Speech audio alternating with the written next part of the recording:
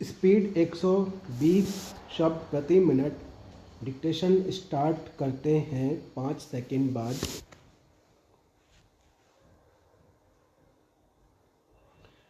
अध्यक्ष महोदय, हम सब इस बात को अच्छी तरह समझते हैं कि प्रशासन और प्रबंध चलाने में कार्यकुशलता का बहुत अधिक महत्व होता है। यद्यपि यह विज्ञान का युग कहा जाता है, परंतु मेरी राय में कुछ अर्थों में तो यह प्रबंध का युग है। इसलिए प्रशासन के इस भाग को आजकल अधिकाधिक महत्व दिया जा रहा है। भारत में हमने बहुत सी योजनाएं शुरू की हैं। देश के बड़े आकार के कारण ये सभी योजनाएं बड़ी विशाल हैं। मेरे विचार से भारत की एक बहुत बड़ी समस्या यह है कि चारों तरफ कार्यकुशलता कैसे बढ़ाई जाए।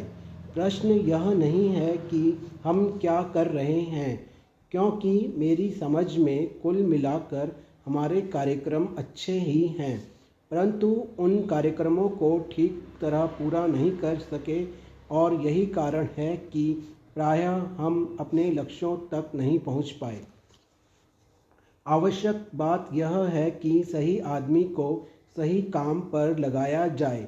मैं समझती हूँ कि इसमें असफलता का एक कारण तो यह है कि सरकार के पुराने ढर्रे में विशेष योग्यता प्राप्त नहीं की जाती थी, या यूँ कहिए कि किसी विषय में विशेष ज्ञान प्राप्त करने की ज़रूरत भी नहीं थी, क्योंकि यह समझा जाता था कि एक आम प्रशासक सभी काम कर सकता है। अब हम अपने अनुभव से यह सीखे हैं कि कुछ लोग तो बहुत ही प्रतिभाशाली और योग्य होते हैं, जो कोई भी और कितने भी काम बराबर सफलता से कर सकते हैं, परंतु बहुत से ऐसे काम होते हैं जो वह नहीं कर सकते। हमने यह देखा कि इस कारण से सरकार में और सरकार के बाहर भी हमें हानि उठानी पड़ी। जहाँ तक भारत में प्रशासकों और प्रबंधकों का संबंध है, प्रश्न केवल इतना ही नहीं है कि उन्हें ज्ञान और अनुभव हो, यह भी जरूरी है कि वे हर समय परिवर्तन लाने को तैयार रहें। समाज बदल रहा है और हर तरह के से तो समाज में परिवर्तन होता ही रहता है। समाज इसलिए बदलते रहते हैं क्योंकि हर पीढ़ी की अपने नए विचार होते हैं। भारत के बारे में तो यह बात और भी लागू होती है, क्योंकि अभी भी हम जागीरदारी व्यवस्था से निकलने और अगला कदम उठाने की कोशिश कर रहे हैं। अगला कदम चाहे कोई भी हो, हमने उसे उठाया नहीं है। अध्यक्ष महोदय, मेरी समझ में भारत अभी युवावस्था में है।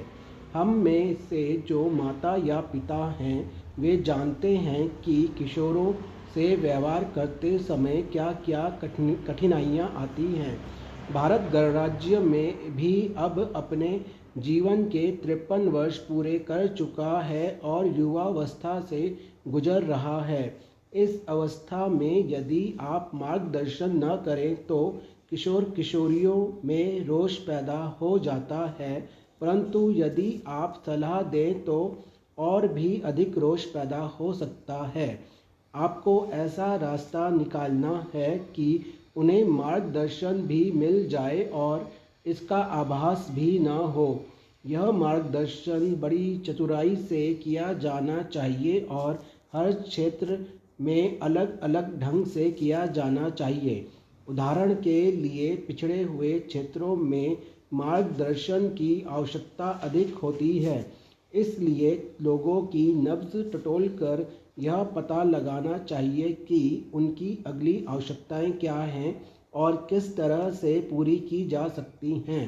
साफ है, हम सभी आवश्यकताएं पूरी नहीं कर सकते, परंतु यदि हम उन्हें समझा दें कि हम ईमानदारी से आपकी समस्याएं हल करने की कोशिश कर रहे हैं, तो हमारी जनता धैर्यपूर्वक प्रतीक्षा कर सकती है और प्रतीक्षा की अवधि में जो कुछ आवश्यक हो करने को तैयार हो सकती है। उदाहरण के लिए निजी और सरकारी क्षेत्र के विवाद को लीजिए। अब मेरी राय में इन दोनों में कोई विरोध नहीं होना चाहिए। ये दोनों भारत की अर्थव्यवस्था के लिए आवश्यक हैं और ये दोनों जितना साथ रहकर मिलजुल कर काम करेंगे उतनी ही कुशलता से काम कर सकेंगे। ऐसे बहुत से पूरे के पूरे क्षेत्र हैं जिन्हें निजी क्षेत्र धन या साधनों की कमी के कारण अपने हाथ में नहीं ले सकता है। मुझे इस बात में कोई तुक नज़र नहीं आती कि सारा धन तो सरकार दे और सारा लाभ और कोई उठाए। यदि कोई व्यक्ति अपने साधनों से कुछ कर सकता है तो कोई उसे ऐसा करने से रोकना नहीं चाहता। उसे आगे बढ़ना चाहिए और इसमें हम उनकी यथासंभव सहायता करेंगे। परंतु और भी कई बड़े बड़े काम ऐसे हैं जिन्हें सरकार ही चला सकती है। सरकार पहले से ही निजी क्षेत्र में लगे हुए व्यक्तियों का समुचित उपयोग कर रही है। यदि हम देखते हैं कि कोई आदमी किसी काम के लिए उपयुक्त है तो हम उसका सहयोग लेना चाहेंगे।